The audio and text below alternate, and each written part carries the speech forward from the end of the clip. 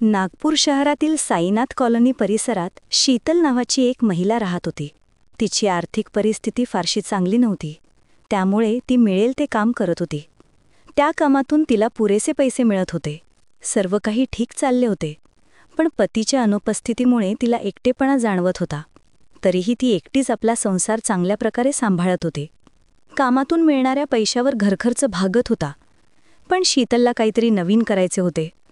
तिची धडपड सुरू होती. तिने कर्ज घेण्याचा प्रयत्न केला, पण तिला कोणाकडूनही कर्ज मिळाले नाही.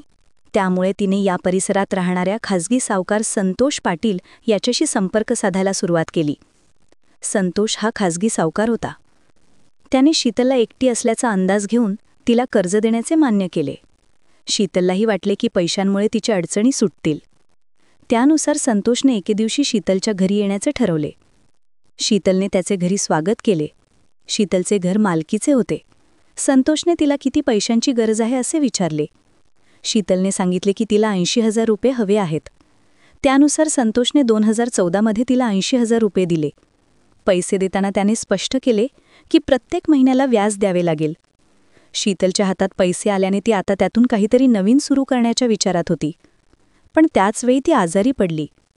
आजारपणावर तिचे काही पैसे खर्च झाले, त्यामुळे तिच्या अडचणी वाढल्या. तरीही आजारातून बरी झाल्यावर तिने जे काही व्याज थकले होते ते काम करून परत केले. प्रत्येक महिन्याचे व्याज ती संतोषला देऊ लागली.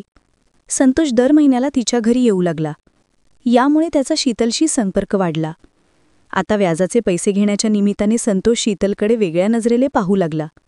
शीतल तरुण आणि आकर्षक होती, त्यामुळे संतोषच्या मनात वेगळेच विचार येऊ लागले. पण शीतलच्या मनात असे काही नव्हते. ती मेहनतीने सर्व काही सांभाळत होती.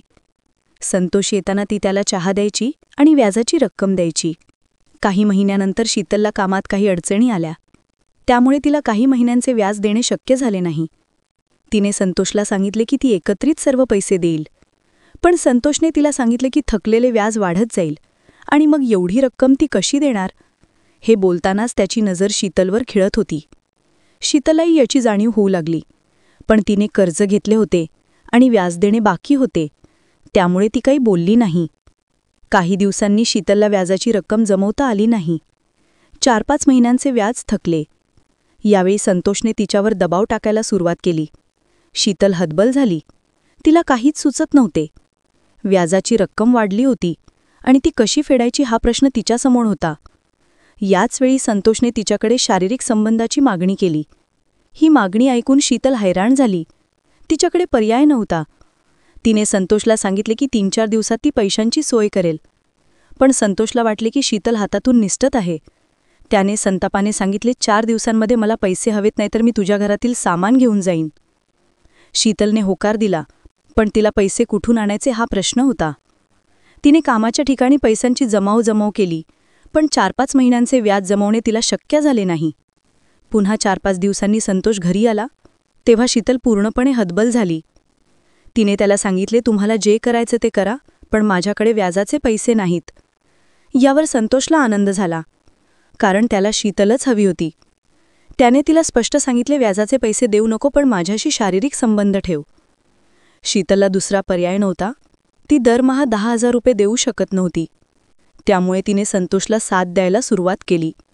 यामुळे तिला व्याजाचे पैसे द्यावे लागत नव्हते आणि पतीच्या अनुपस्थितीची कमतरताही भरून निघत होती. हळूहळू हे नित्याचे झाले. संतोष 2 दिवसांनी शीतलच्या घरी यायचा आणि शारीरिक संबंध ठेवून जायचा. 2014 मध्ये शीतलने संतोषकडून कर्ज घेतले होते. तेव्हापासून 2024 पर्यंत त्याने तिच्याशी संबंध ठेवले. पण कालांतराने संतोषच्या विचित्र मागण्या वाढू लागल्या. त्याने संबंधादरम्यान फोटो काढले आणि त्या फोटोंची धमकी देऊ लागला. शीतलला हे असह्य वाटू लागले. तिने ठरवले की आता तिने व्याजासह सर्व पैसे परत करावेत आणि हा संबंध संपवावा. पण संतोषने तिच्याकडे तात्काळ पैसे मागितले आणि तिने घर त्याच्या नावावर लिहून द्यावे अशी मागणी केली. शीतल पूर्णपणे हादरली. संतोषने गेल्या 10 वर्ष तिच्या शरीराशी खेळ केला आणि आता तिचे घरही लिहून घेतले. तिने गणेशपेठ पोलीस ठाणे गाठले.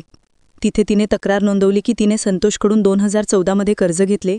त्या बदल्यात त्याने 2024 पर्यंत तिच्याशी संबंध ठेवले आणि शेवटी तिचे घरही नावावर करून घेतले.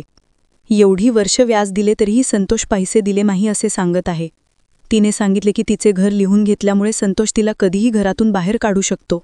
पोलिसांनी शीतलची तक्रार नोंदवली आणि संतोषला ताब्यात घेतले. विचारपूस केल्यावर संतोषने कर्ज दिल्याची आणि शीतलशी संबंध ठेवण्याची कबुली दिली. पोलिसांनी सांगितले की एखाद्याने मदत केली म्हणून त्याच्या प्रत्येक मागणीला होकार देणे योग्य नाही. शीतलने विचार न करता संतोषशी 10 वर्ष संबंध ठेवले आणि जेव्हा परिस्थिती बिघडली तेव्हा तिच्यावर अशी वेळ आली.